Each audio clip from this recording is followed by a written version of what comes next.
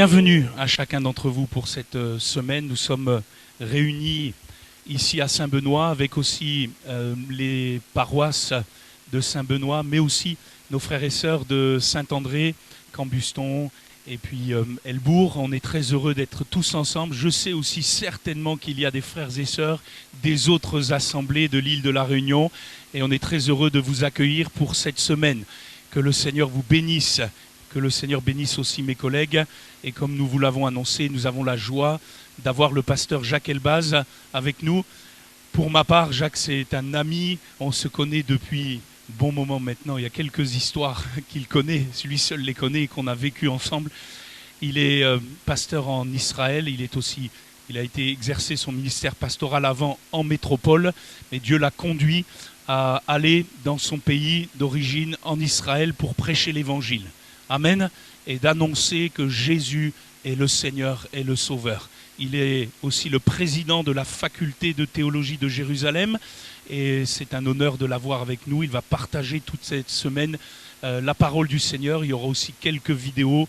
Voilà, tout cela, vous l'avez vu, sera enregistré. Vous aurez l'occasion de l'avoir retransmis et c'est une bénédiction. Amen. Je voudrais qu'on accueille le pasteur Jacques Elbaz, s'il vous plaît.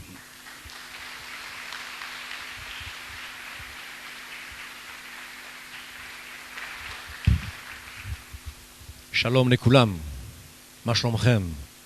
Comment allez-vous? Tout va bien? Il fait chaud là, hein?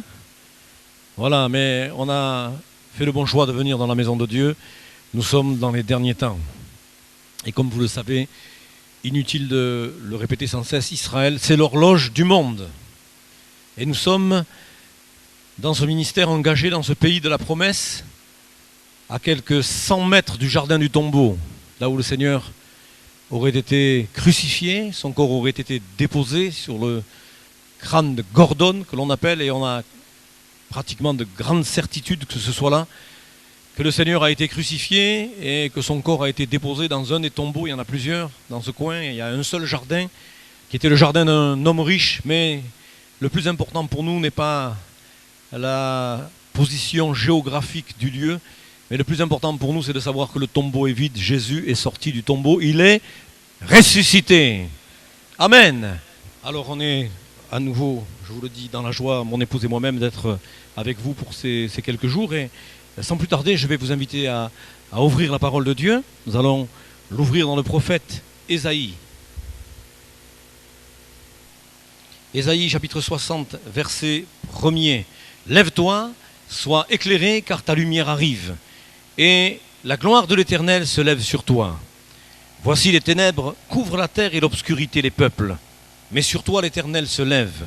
Sur toi sa gloire apparaît. Des nations marchent à ta lumière et des rois à la clarté de tes rayons. Porte tes yeux alentour et regarde. Tous ils s'assemblent, ils viennent vers toi.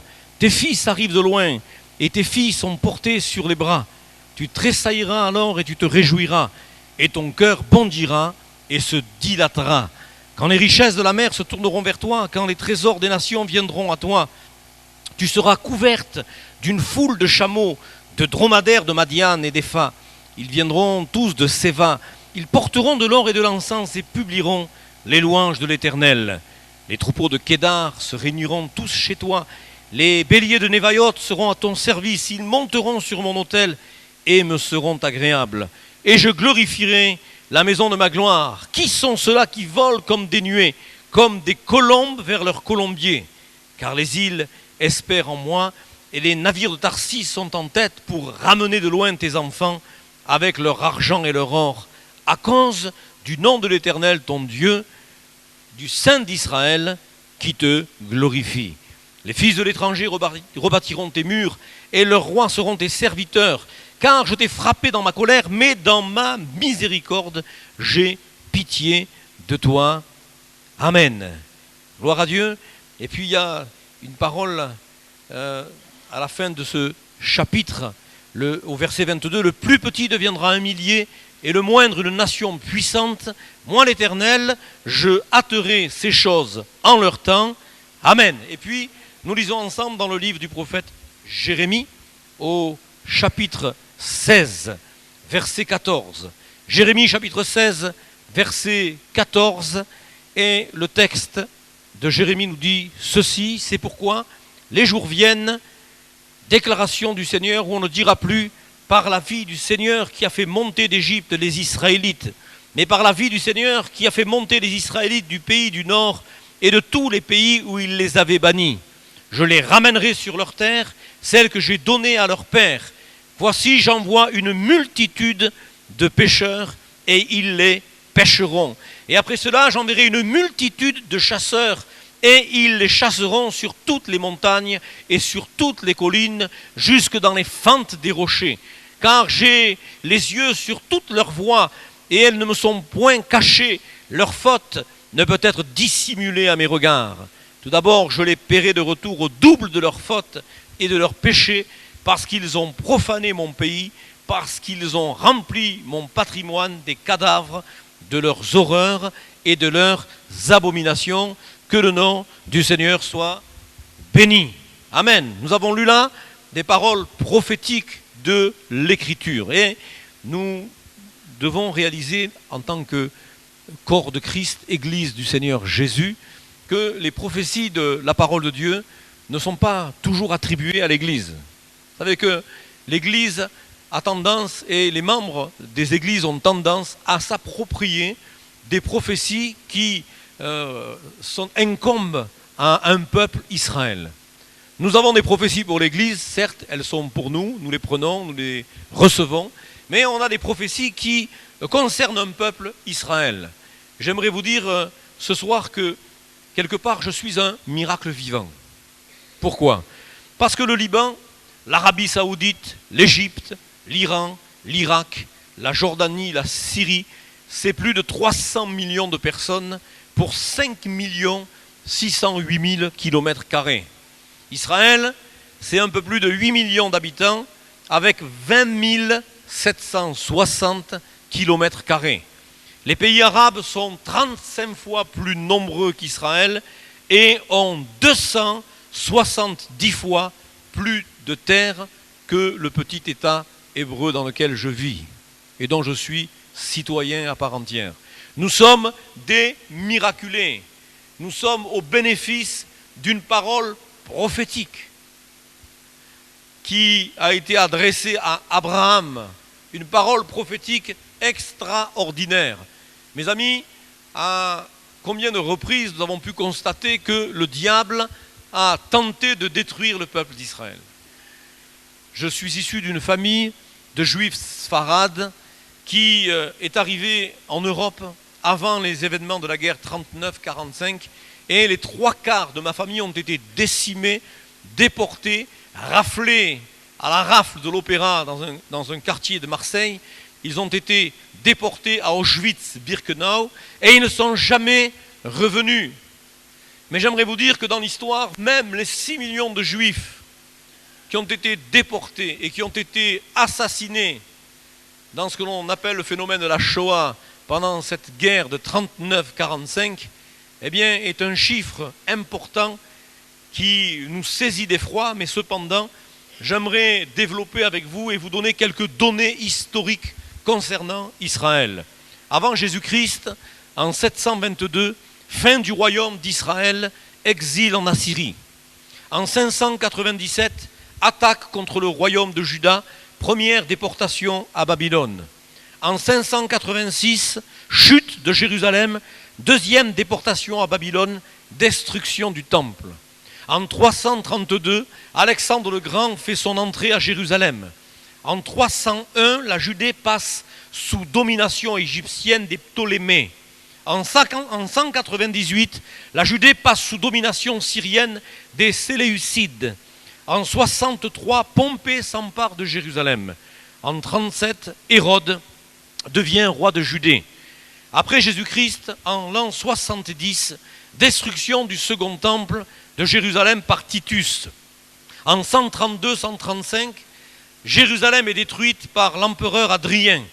En 537, un édit de Justinien privant les Juifs de l'égalité civile et de la liberté religieuse. En 629, baptême forcé et expulsion des Juifs de France sous le règne du bon roi Dagobert. En 694, tous les juifs d'Espagne et de Provence sont réduits en esclavage. En 1096, première croisade, massacre de communautés juives en Europe. 12 000 juifs sont tués en Rhénanie. Les croisés massacrent partout les Israélites sous prétexte qu'ils sont déicides. En 1099, prise de Jérusalem par Godefroy de Bouillon, les juifs qui s'y trouvent en sont chassés. En 1182-1198, bannissement des juifs de France par Philippe Auguste. En 1189, troisième croisade, massacre des juifs d'Angleterre. En 1254, les juifs sont bannis de France par Saint-Louis. En 1290, expulsion des juifs d'Angleterre sous peine de pendaison. En 1298, du printemps à l'automne, 100 000 juifs sont tués en Franconie, en Allemagne, en Bavière et en Autriche.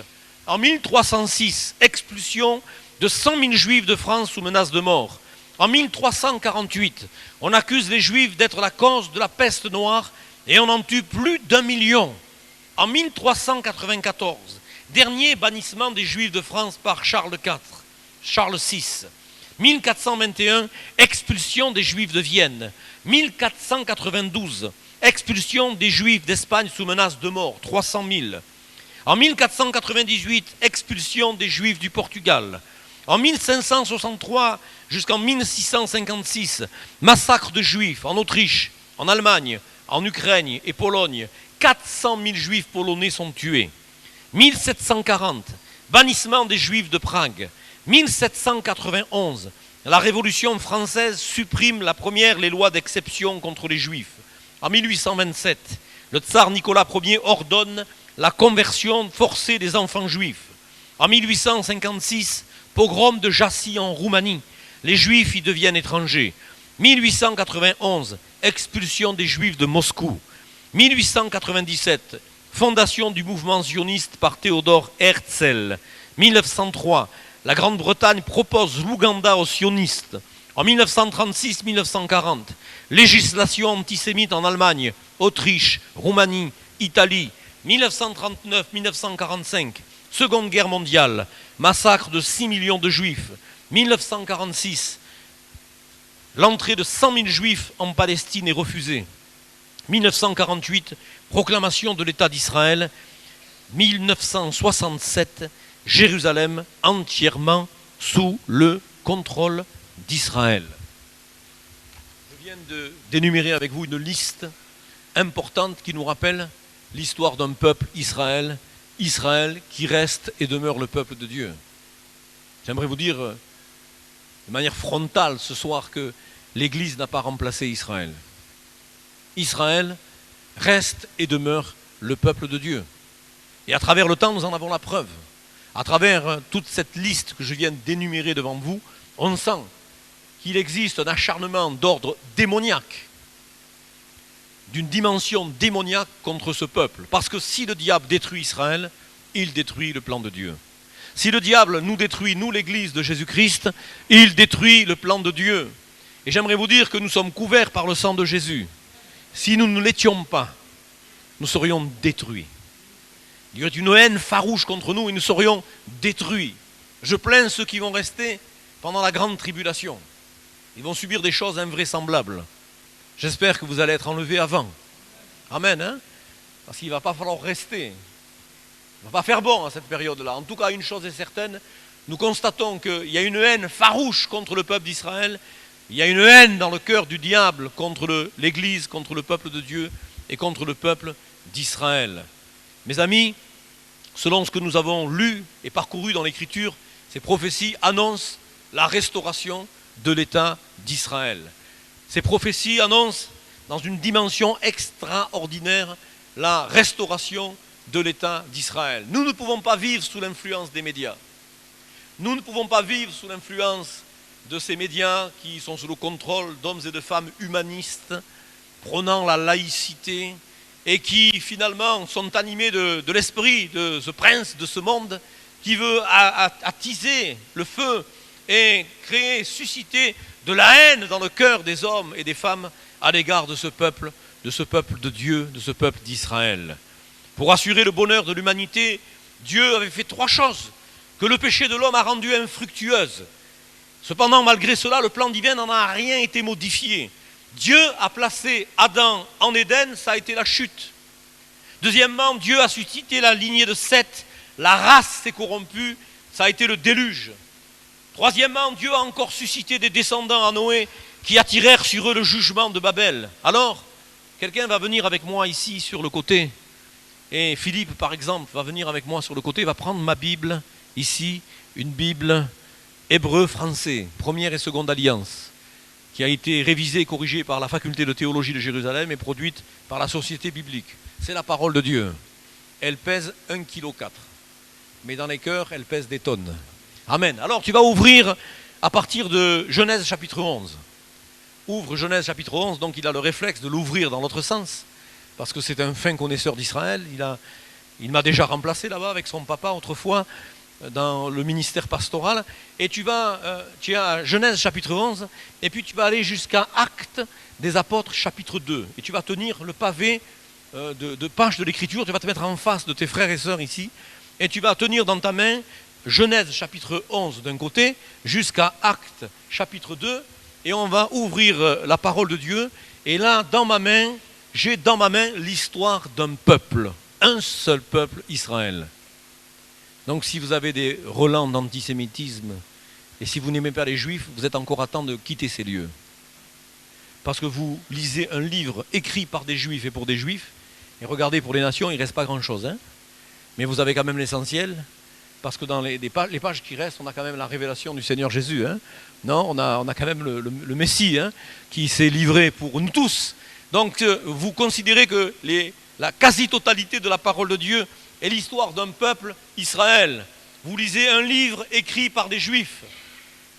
Vous avez des patriarches, Abraham, Isaac et Jacob, et pour racine et avec un arbre, et vous êtes greffé sur cet arbre de patriarches que sont Abraham, Isaac, Jacob, mes ancêtres.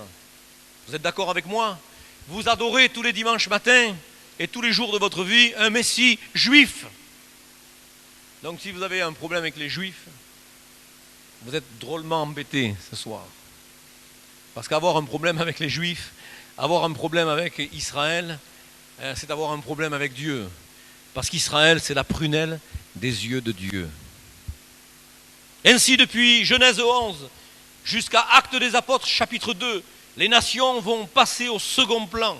Et afin de permettre la réalisation du salut promis en Genèse chapitre 3, verset 15, Dieu suscite un peuple mis à part et destiné à donner au monde, 1, le témoignage de son appartenance à Dieu, 2, les saintes écritures. La Bible dit qu'Israël est le saint dépositaire des oracles de Dieu.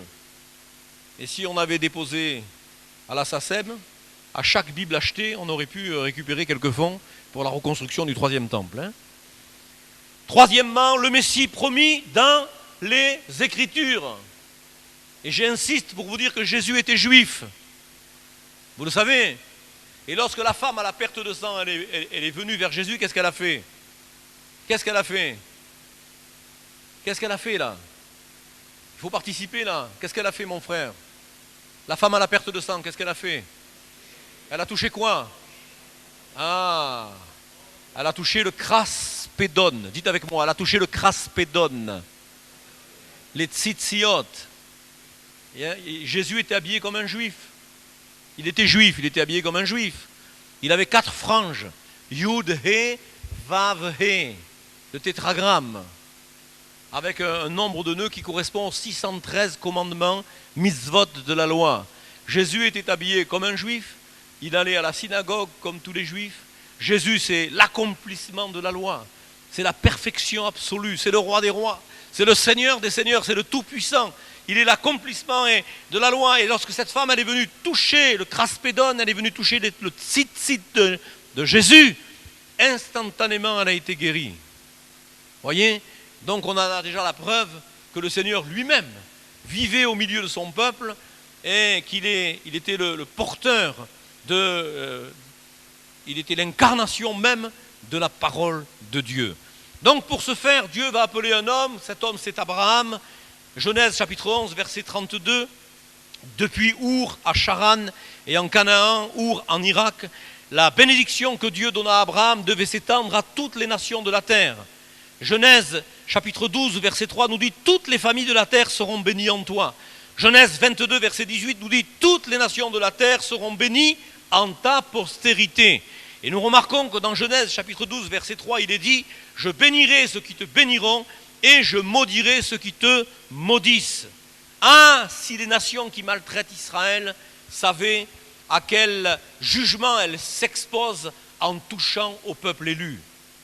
Zacharie chapitre 2 verset 8 nous rappelle « Celui qui vous touche, c'est comme s'il touchait à la prunelle de mon œil ». La promesse de la possession du pays est confirmée aux descendants d'Abraham. Dans Genèse 48 verset 4, et là je vais être fair-play, je vais dire Abraham, Isaac, Ismaël et Jacob. Vous me suivez?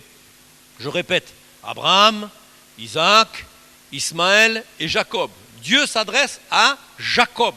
Dans le chapitre 48 de la Genèse au verset 4, Dieu m'a dit, je te rendrai fécond, je te multiplierai et je ferai de toi une multitude de peuples. Je donnerai ce pays à ta postérité après toi pour qu'elle le possède à femme, à toujours, à perpétuité. Comment on peut discuter? Comment aujourd'hui on peut même nous, excusez-moi l'expression, se laisser embrouiller par les informations et commencer à réfléchir en se disant mais il faut absolument que ce peuple restitue une partie de son territoire qui est déjà pas important, qui est tellement infiniment petit, qui est quasiment, je pourrais même dire presque aussi petit que la Bretagne. Comment demander à ce peuple de restituer une partie de son territoire alors que ce territoire lui a été donné par Dieu lui-même? Israël, et je vous le dis ce soir, est un peuple mis à part. Deutéronome chapitre 28 nous dit « Si tu obéis à la voix de l'Éternel ton Dieu, il te donnera la supériorité sur toutes les nations de la terre. » Nombre chapitre 23 verset 9, Dieu s'adresse à Bilaham et lui dira « C'est un peuple qui a sa demeure à part et qui ne fait point partie des nations. » Dans Esther chapitre 3 verset 8, Aman la Gagite ira dire au roi Assuérus « Il y a dans toutes les provinces de ton royaume un peuple dispersé et à part parmi les peuples, ayant des lois différentes de tous les peuples et n'observant point les lois du roi. Il n'est pas de l'intérêt du roi de le laisser en repos. » Lorsqu'un peuple marche avec Dieu, il marque aussi la différence. Et nous qui sommes enfants de Dieu, je dirais, sans pour autant vouloir prétendre être le nouvel Israël, ou avoir remplacé Israël, quand on est enfant de Dieu, on marque la différence. Vous savez, il y avait une jeune femme qui travaillait dans un magasin de chaussures, et son patron est venu la voir un soir en lui disant « Écoute, ça ne peut pas aller entre nous là, hein. Je t'ai embauché, et lorsque les clients entrent dans le magasin, toi, eh bien, tu les amènes toujours dans le rayon des chaussures les moins chères. » Et elle dit à son patron, moi je m'excuse, mais vous savez patron, moi quand je vois des gens qui n'ont pas de moyens, je les amène directement dans ce rayon parce que je sais qu'elles n'ont pas les moyens d'aller dans un autre rayon. Et là, vraiment, le patron lui a passé un savon. Et puis, cet homme a prospéré, il a dû ouvrir un deuxième magasin. Et lorsqu'il a acheté le deuxième magasin, qu'il a mis en rayon, il s'est retrouvé devant un dilemme, quelque chose qui le dépassait, parce qu'il s'est dit, mais comment je vais pouvoir surveiller ce deuxième magasin? Et là, Eureka, il a eu une réaction, il s'est souvenu de la petite chrétienne qui travaillait dans son magasin, dans son premier magasin, qui était toujours son employé. Il lui a donné la responsabilité du deuxième magasin parce qu'il connaissait son honnêteté. Quand on est enfant de Dieu, quand on marche avec Dieu, on marque la différence. Israël, c'est le peuple de Dieu. Israël a marché pour un temps avec son Dieu. Israël, c'est la prunelle des yeux de Dieu. Et ce n'est pas que les Juifs soient plus intelligents que les autres, mais c'est un peuple qui a été marqué par le Dieu du ciel et de la terre. Et tout comme Jonas n'a pu être digéré par le monstre marin, Israël n'a pu être assimilé aux nations parmi lesquelles il a été dispersé. Après avoir erré dans la mer et comme Jonas le dira lui-même, être descendu jusqu'aux racines des montagnes, le prophète fut rejeté sur les côtes même de son pays. Il va alors, après sa désobéissance et ses épreuves, devenir un instrument de salut pour les païens, malgré toute la sollicitude de Dieu et les soins vigilants qu'il lui a prodigués. Jonas avait reçu une mission, celle d'aller annoncer l'évangile où? Où? À Ninive. Et il a pris le bateau pour Tarsis. Vous savez, quand on ne fait pas la volonté de Dieu, quand Dieu est catégorique avec nous, quand Dieu nous parle et qu'on ne fait pas sa volonté, il envoie un gros poisson. Et des fois, ça n'a pas la forme d'un poisson. Hein. Des fois, ça a la forme d'une grosse épreuve. Hein. Ça a la forme d'un mur, un gros mur en béton. Hein. Ça a la forme d'un silence. Dieu ne parle plus, n'est-ce pas?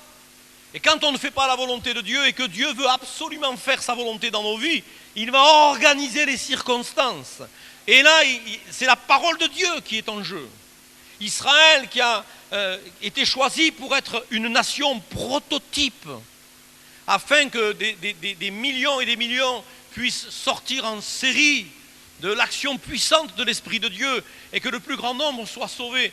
Mais Israël, c'était la nation prototype que Dieu avait choisie, non pas parce qu'ils étaient plus forts que les autres, non pas parce qu'ils étaient plus intelligents, mais parce qu'ils étaient esclaves et misérables. Comment Dieu peut-il montrer sa grandeur en prenant de la misère, un peuple dans la misère, pour en faire un peuple extraordinaire? Et là, c'est toute l'eschatologie biblique qui est en jeu. Ce n'est pas par une volonté humaine que la restauration de l'État d'Israël s'est opérée, mais c'est dans un miracle extraordinaire. Et je pourrais vous raconter tout à l'heure des miracles de mes oncles qui étaient des généraux de l'armée israélienne, de mes cousines encore engagées, et généraux de l'armée israélienne, de l'armée de terre, une qui est dans les tanks et qui est responsable de l'école de formation de tanks. Elle pourrait nous raconter elle-même, et moi je pourrais vous raconter comment, même le frère à mon grand-père, nous expliquait comment de manière miraculeuse, la ville de Jérusalem leur a été restituée. Ce n'est pas par la volonté des hommes, mais il fallait que ce peuple revienne sur le territoire de leurs ancêtres, afin que l'eschatologie biblique puisse s'accomplir. Vous savez que Dieu n'en a pas fini avec Israël. Et à la période du millénium, eh bien, le Seigneur marchera encore avec son peuple pour accomplir encore des choses qu'il a à accomplir. Alors, quelle que soit la situation même que nous pouvons traverser ce soir, s'il y a une volonté de Dieu sur ta vie qui ne s'opère pas, Dieu opérera lui-même et se donnera les moyens pour que tu puisses accomplir et atteindre le but qu'il a fixé pour ta vie. Ça a été le cas d'Israël. Israël est donc un peuple à part. Israël va rejeter ce que l'on appelle le principe de la théocratie. Dans 1 Samuel, chapitre 8, verset 5, il est dit maintenant, établis sur nous un roi pour nous juger, comme il y en a chez toutes les nations. Nous ne sommes pas comme les nations. Et malheureusement, on voudrait même, nous, dans l'Église, être identiques aux gens de l'extérieur. Mais on n'est pas comme les gens de l'extérieur. Nos jeunes qui sont dans la maison de Dieu ici vivent comme une certaine frustration parce qu'ils n'ont pas les autorisations parentales pour aller faire la fête avec leurs camarades de classe, comme la font leurs camarades de classe. Mais vous êtes là peut-être en train de regimber, mais j'aimerais vous dire que c'est un grand privilège pour vous, qu'à votre âge, que d'être dans la maison de Dieu. Ça va vous éviter bien des écueils. Et tu n'as rien à envier aux gens du dehors. Les gens du dehors sont sous l'emprise du prince de ce monde. Les gens de ce monde vivent sans intelligence. Ils ont l'intelligence obscurcie. Ils sont étrangers à la vie de Dieu. Et toi, dans ton jeune âge, tu as la possibilité de venir dans la réunion, de t'adresser à Dieu, d'avoir un contact avec Dieu, de pouvoir lui parler, de pouvoir le louer, de pouvoir l'adorer, de pouvoir lire sa parole. Nous ne sommes pas comme les nations. Nous ne sommes pas comme ceux de l'extérieur. Et les gens de l'extérieur n'ont pas à venir influencer les gens de l'intérieur. Nous ne voulons pas faire la même erreur qu'a fait Israël en voulant ressembler aux autres nations. Établis sur nous un roi pour nous juger, comme il y en a chez toutes les nations. Et dans la pensée de Dieu, ce sont les nations qui devaient être influencées par le comportement du peuple d'Israël. Mais ce fut l'inverse qui se produisit. Et par suite de ces nombreuses infidélités, et souvent incité au mal par les exemples de son propre roi, Israël apprendra à imiter les abominations des nations cananéennes et sera déporté en pays étranger. À la conquête de Canaan, les choses avaient déjà mal commencé. 2 tribus demi, la tribu de Gad la tribu de Réhouven et la tribu de Ménaché, la moitié de la tribu de Ménaché, avaient refusé de traverser le Jourdain parce qu'ils avaient été influencés par la plaine verdoyante de ce Jourdain. Et ils ont refusé d'entrer en Canaan. En restant de l'autre côté du Jourdain, ils ont vécu sous l'influence des Cananéens. Et influencés par les Cananéens, ils ont à leur tour influencé les 9 tribus ennemies qui restaient. Nous ne pouvons pas vivre sous ces influences. C'est nous qui devons influencer. Ce n'est pas le monde à nous influencer, mais c'est à nous d'influencer le monde. Et le peuple d'Israël devait être là pour influencer les nations qui ne connaissaient pas Dieu. Alors, par suite de ces nombreuses infidélités, et souvent incité au mal par les exemples de son propre roi, Israël sera déporté. Le royaume d'Israël, 10 tribus. Dans le 2e livre des rois, chapitre 17, verset 6, il est écrit « La 9e année d'Osée, le roi d'Assyrie prit Samarie et amena Israël captif en Assyrie. Cela arriva parce que les enfants d'Israël péchèrent contre l'Éternel leur Dieu, qui les avait fait monter du pays d'Égypte, de dessous la main de Pharaon, roi d'Égypte, et parce qu'ils craignirent d'autres dieux. Ils furent déportés en Assyrie par le roi Salmanasar V et Sargon II en 722 avant Jésus-Christ. Ensuite, ce fut le tour du royaume de Juda en moins 586, soit 136 ans plus tard.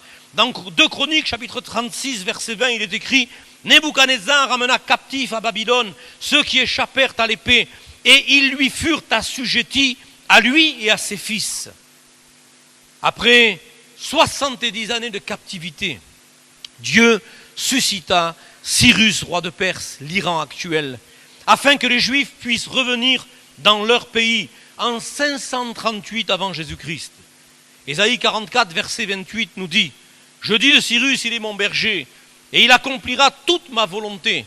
Il dira de Jérusalem qu'elle soit rebâtie, et du temple qu'il soit fondé. Ainsi parle l'Éternel à son oint Cyrus, qu'il tient par la main pour terrasser les nations devant lui et pour relâcher la ceinture des rois, pour lui ouvrir les portes. » Ésaïe 45, verset 13 nous dit « C'est moi qui ai suscité Cyrus dans ma justice, et j'aplanirai toutes ses voies.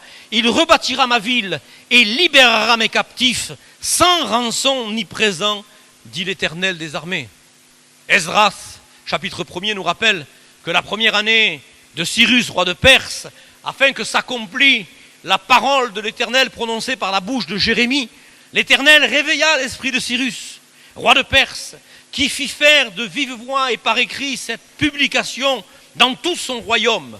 Ainsi parle Cyrus, roi des Perses. L'Éternel, le Dieu des cieux, m'a donné tous les royaumes de la terre, et il m'a commandé de lui bâtir une maison à Jérusalem en Juda. Qui d'entre vous est de son peuple, que son Dieu soit avec lui, et qu'il monte à Jérusalem en Juda, et bâtisse la maison de l'Éternel, le Dieu d'Israël. C'est le Dieu qui est à Jérusalem, dans tout lieu où séjournent des restes du peuple de l'Éternel. Les gens du lieu leur donneront de l'argent, de l'or, des effets et du bétail, avec des offrandes volontaires pour la maison de Dieu qui est à Jérusalem. Les chefs de famille de Juda et de Benjamin, les sacrificateurs et les Lévites, tous ceux dont Dieu réveilla l'esprit, se levèrent pour aller bâtir la maison de l'Éternel à Jérusalem. Tous les alentours leur donnèrent des objets d'argent, de l'or, des effets du bétail et des choses précieuses. Outre toutes les offrandes volontaires, le roi Cyrus rendit les ustensiles de la maison de l'Éternel que Nebuchadnezzar avait emportés de Jérusalem et placés dans la maison de son Dieu. Cyrus, roi de Perse, les fit sortir par Mithrédate, le trésorier qui les remit à Sheshbatsar, prince de Juda. En voici le nombre: 30 bassins d'or, 1000 bassins d'argent, 29 couteaux, 30 coupes d'or, 410 coupes d'argent de second ordre, 1000 autres ustensiles. Tous les objets d'or et d'argent étaient au nombre de 5400. Sheshbatsar emporta le tout de Babylone à Jérusalem au retour de la captivité. Ce qui est extraordinaire dans cette histoire, c'est que tous les Juifs qui étaient à Babylone ne sont pas retournés au pays. Et tous ceux qui sont restés ont connu une alia extraordinaire et miraculeuse sous la houlette d'un homme qui s'appelait Shlomo Hillel et qui, en 1950, a organisé le retour de ces Juifs qui vivaient en captivité à Babylone dans la luxure, qui avaient des moyens, qui avaient un niveau de vie très élevé et qui n'ont pas regagné Jérusalem. Hein. Et leurs descendants l'ont fait dans les années 50. En 1950, ils sont revenus en Israël sous la houlette de Shlomo Hillel, qui était un parlementaire israélien et qui avait acheté 2 avions et avait organisé une piste d'atterrissage dans le nord d'Israël pour amener tous les juifs qui restaient de l'ancienne capitale de Babylone, bien sûr l'Irak. C'est ainsi que la vie reprend alors que les juifs sont revenus sur le territoire d'Israël. C'est ainsi que la vie reprend et le Messie est envoyé au peuple d'Israël qui ne le reconnaît pas. Il est rejeté conformément aux prophéties du psaume 22, d'Ésaïe 53, de l'évangile de Jean, chapitre 5, verset 43. Jésus dira lui-même, « Je suis venu au nom de mon Père et vous ne m'avez pas reçu. Si un autre vient, vous le recevrez. » Faisait-il allusion à l'Antéchrist? Certainement. En tout cas, conformément aux prophéties annoncées par le Messie lui-même, en l'an 70, Jérusalem est détruite. Et selon Luc, chapitre 21, verset 6, Jérusalem est détruite par Titus. Et nous savons que le mur des lamentations n'est pas un mur du temple, mais un mur de soutènement du temple. À savoir qu'à chaque fois que les Romains envahissaient une ville, ils allaient sur le monument le plus important, ils le détruisaient et laissaient un mur de soutènement ou un mur tout court de ce monument pour rappeler à la nation qui avait été envahie qu'elle avait été humiliée. C'est pourquoi on a appelé ce mur le mur des lamentations. Tous les Juifs qui retournaient à Jérusalem se lamentaient devant ce mur, qui n'est autre qu'un mur de soutènement qui permettait bien sûr de soutenir l'édifice du temple. Donc, en l'an 70, Titus entre dans Jérusalem. On a 1 100 000 morts côté juif et 900 000 juifs vendus comme esclaves. Mais là, c'est ici le tournant de l'histoire. Et là, il va falloir bien ouvrir vos oreilles, parce que nous sommes dans un contexte biblique, mais un contexte historique. Et l'histoire parle. En l'an 132 et 135 après Jésus-Christ, les Juifs vont continuer de se révolter. Et sous la houlette de Shimon bar Korva, eh bien, ils vont se révolter. Et là, c'est Adrien qui va monter à Jérusalem. Et nous allons vraiment expérimenter les prophéties annoncées par Michée et d'autres, qu'il ne resterait plus pierre sur pierre. Après une dernière révolte, les Romains vont anéantir l'État juif, 500 000 morts. L'empereur Adrien va faire passer la charrue sur l'emplacement du temple. Ce fait était l'accomplissement de la prophétie de Michée.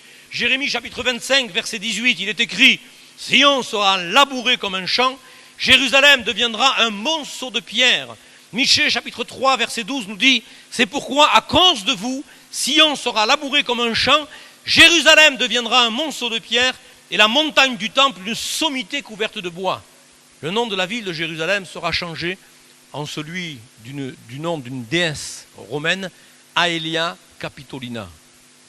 Et Adrien, connaissant les guerres intestinales qui existaient entre les Juifs et les Philistins, va décréter que Jérusalem s'appellera Aelia Capitolina et que la Judée, Samarie et Israël s'appelleraient la Philistine, d'après le mot philistin. Et à ce moment-là, il va aller chercher une population en Égypte, il va aller chercher une population qui est aujourd'hui la région de l'Arabie Saoudite, il va prendre des populations d'Arabie Saoudite, d'Égypte, et après 135, il va les implanter sur le territoire de Judée, Samarie, Israël. Et la notion de Palestinien, de Philistin, elle existe à partir de 132-135. Mais nous savons qu'anthropologiquement parlant, aucune de ces nations qui ont été importées dans le pays depuis l'Égypte et l'Arabie Saoudite ont une origine avec les Philistins qui, anthropologiquement, ont entièrement disparu. Ce n'est pas moi qui vous le dis de manière catégorique, mais ce sont tous les historiens qui, de manière logique, ont étudié l'histoire. Ce que moi-même j'ai fait. J'ai étudié l'histoire. J'ai étudié l'histoire avec, dans des facs. J'ai étudié l'histoire avec des livres qui ont été écrits et qui sont des livres authentiques. Et je me suis rendu compte que dans l'histoire, finalement, eh bien, il n'y a pas de disparité avec la parole de Dieu. Tout ce que la parole de Dieu a annoncé, eh bien, nous le voyons dans l'histoire se réaliser. Il y a encore des choses qui vont s'accomplir, il y a encore des prophéties qui ne se sont pas accomplies. Mais d'autres prophéties sont sur le point de s'accomplir. Nous sommes vraiment dans les derniers temps. Israël est dispersé parmi les nations. Deutéronome chapitre 4, si vous vous corrompez, si vous faites des images taillées, si vous faites ce qui est mal aux yeux de l'Éternel, votre Dieu, pour l'irriter, vous disparaîtrez par une mort rapide du pays dont vous allez prendre possession. Vous n'y prolongerez pas vos jours. L'Éternel vous dispersera parmi les peuples, et vous ne resterez qu'un petit nombre au milieu des nations où l'Éternel vous emmènera. 2 Chroniques, chapitre 7, versets 19 et 20. Mais si vous vous détournez, si vous abandonnez mes lois et mes commandements que je vous ai prescrits, et si vous allez servir d'autres dieux et vous prosterner devant eux, je vous arracherai de mon pays que je vous ai donné, je rejetterai loin de moi cette maison que j'ai consacrée en mon nom, et j'en ferai un sujet de sarcasme et de raillerie parmi tous les peuples. Dans Luc chapitre 21, verset 24, il est écrit « Ils tomberont sous le tranchant de l'épée. Ils seront amenés captifs parmi toutes les nations, et Jérusalem sera foulée aux pieds par les nations, jusqu'à ce que le temps des nations soit accompli. » J'ai une question pour vous ce soir. Est-ce que le temps des nations est accompli? Cependant, la parole de Dieu est claire, et l'histoire prouve que la parole de Dieu est claire. Jusqu'à ce que le temps des nations soit accompli. Eh bien, j'aimerais vous dire que la liste des nations qui ont successivement occupé la ville de Jérusalem, je la détiens, elle est devant moi, les Chaldéens, les Perses, les Syriens, les Grecs, les Romains, les Arabes, les Sarrasins, les Ottomans, les Britanniques, les Jordaniens. Et j'aimerais vous dire en travaillant même à Jérusalem-Est, je peux vous dire que toute la ville de Jérusalem est sous contrôle israélien. Le temps des nations est accompli, ça veut dire que Jésus peut venir cette nuit. Amen. Les jeunes, est-ce que vous êtes préparés au retour du Seigneur? Est-ce que vous avez mis votre vie en règle? Est-ce que vous avez pris un rendez-vous avec le pasteur pour faire un entretien éclair, le plus rapide possible et le plus rapidement possible? Il faut aller à la fin de la réunion vraiment perturber tous les hommes de Dieu ici en leur disant je veux un rendez-vous d'urgence parce qu'il faut que je m'engage dans les eaux du baptême, il faut que je donne définitivement mon cœur à Jésus. Parce que si Jésus revient cette nuit, tu vas rester. Moi j'avais un fils de pasteur là, je prêchais sur l'eschatologie, la fin des temps. Un fils de pasteur, il jouait d'un instrument, on lui redonnait le bon Dieu sans confession. À la fin de l'enseignement, il était scratché contre un mur en train de hurler parce qu'il savait très bien qu'il n'avait pas fait la paix avec Dieu. On n'est pas sauvé à travers le salut de nos parents, hein, mais on est sauvé à travers l'expérience personnelle, d'une rencontre personnelle avec Jésus. Et ce soir, tu entends que le temps des nations, hein, le temps des nations est accompli, et on a la liste des nations qui ont successivement occupé la ville de Jérusalem. Ça veut dire que Jésus peut revenir d'un moment à l'autre. Prépare-toi à la rencontre de ton Dieu. Alléluia. Est-ce que vous êtes dans la joie de savoir que Jésus revient? Moi, quand j'entends des fois des prières, je me dis, ils sont contents ici-bas, là. Hein, ils n'ont pas envie de partir. Hein. J'ai l'impression qu'ils sont dans le meilleur des mondes. Je les entends jamais, dans leurs prières, prononcer le mot « Maranatha, viens Seigneur ». C'est une prière, ça. Hein. Il faut prier pour hâter le retour du Seigneur. Vous habitez dans un paradis, une île paradisiaque, c'est formidable. Mais là-haut, c'est encore plus beau. Il y a des gens qui se sont retrouvés dans une situation où ils ont eu un aperçu de la Jérusalem céleste. Une femme de pasteur qui a fait une rupture d'anévrisme et qui est revenue et qui nous a raconté ce qu'elle a vu, une petite partie de ce qu'elle a vu. J'aimerais vous dire que ce qu'elle m'a raconté, personne ne m'a raconté d'aussi belles choses ici, même dans l'une des plus belles îles de l'océan Indien. Est-ce que vous avez envie de rester ou est-ce que vous voulez partir à la rencontre du Seigneur? Est-ce que vous voulez vivre l'enlèvement? Est-ce que vous voulez partir avec lui? Ça veut dire que Jésus est à la porte et qu'il peut revenir d'un moment à l'autre. Alléluia! Ça, c'est notre joie. Ça, c'est notre force. Ça, c'est notre motivation. Alléluia! De savoir que Jésus revient bientôt.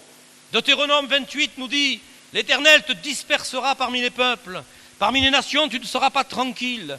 Et tu n'auras pas un lieu de repos pour la plante de tes pieds. L'Éternel rendra ton cœur agité, tes yeux languissants et ton âme souffrante. Ta vie sera comme en suspens devant toi. Tu trembleras le jour et la nuit, tu douteras de ton existence. Dans l'effroi qui remplira ton cœur et en présence de tout ce que tes yeux verront, tu diras le matin, puisse le soir être là. Et tu diras le soir, puisse le matin être là. Pendant l'absence des Juifs, sur ce territoire de la Judée, Samarie, Israël, le pays est devenu un véritable désert. En Lévitique 25, verset 33, il est écrit « Si vous n'écoutez point, je vous disperserai parmi les nations et je tirerai l'épée après vous. Votre pays sera dévasté et vos villes seront désertes. Alors le pays jouira de tous ses Shabbats, tout le temps qu'il sera dévasté et que vous serez dans le pays de vos ennemis. Tout le temps qu'il sera dévasté, il aura le repos qu'il n'avait pas eu dans vos Shabbats, tandis que vous l'habiterez. » Ésaïe chapitre 6, verset 11. Les villes seront privées d'habitants et le pays ravagé par la solitude, il deviendra un immense désert. Sous l'occupation turque, il y avait un impôt sur les arbres et il était plus avantageux de couper les arbres que de payer les impôts. C'est ainsi que le pays fut déboisé et devint un désert. La désolation s'installa progressivement. Et depuis près de 2000 ans, ce terrain déboisé avait pris l'aspect d'un désert. Les pluies étaient devenues rares, le pays n'étant plus cultivé ni boisé avait même contribué à en modifier le climat. Qui plus est, il y avait des troupeaux de bédouins avec leurs chèvres qui allaient de lieu en lieu. Et la particularité des chèvres, c'est qu'elles se nourrissent de la racine des arbres. C'est ainsi que le pays est devenu un véritable désert. Et je pense qu'on va s'arrêter là pour la première partie de la restauration d'Israël dans la prophétie biblique et qu'à partir de demain soir, on va continuer notre périple en développant bien sûr le miracle de ce retour sur ce territoire d'Israël avec le 29 août 1897. Quel a été le phénomène de ce retour en terre d'Israël? Le 29 août 1897 à Bâle eut lieu le premier congrès sioniste au cours duquel Théodore Herzl affirma « Nous devons obtenir un foyer national à nous ». Il dira également à Bâle « J'ai fondé l'État juif, dans 5 ans peut-être, ou 50 ans au plus, tous le reconnaîtront ». Et c'est là qu'à partir de demain, 18h dans cette salle, eh bien nous allons continuer notre périple et constater comment et de quelle manière Dieu a manifesté sa gloire et sa puissance en permettant la restauration de l'État d'Israël de manière prophétique et miraculeuse.